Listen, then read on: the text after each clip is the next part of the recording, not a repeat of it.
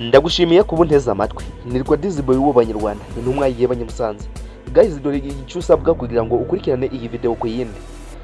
Nugukanda subscribe, ugafunga kukazogera kugira ngo ikiganiro kwa uploadinze ukibonere umunota ku munota.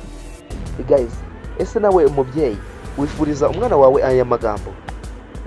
Ese mubyeyi, umwana wawe iyo uri kumwonsa uba uri mureba mu maso cyangwa se uba wirebera hasi?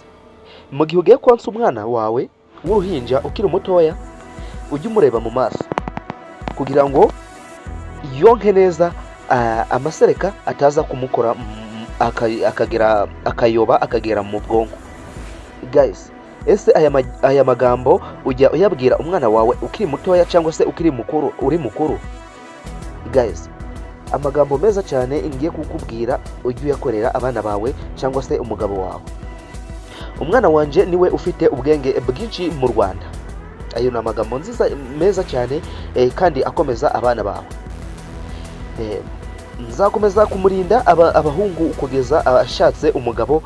Nzamurinda igisa n'inzoga zose cyose. Nzamurinda inshuti z'indaya, usibye kuba ndi mama we turi inshuti.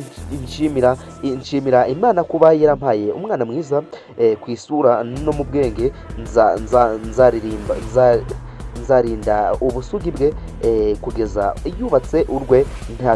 Ntacyaruta umwana wanje. Amagambo pasi switi ahora yifuriza umwana we.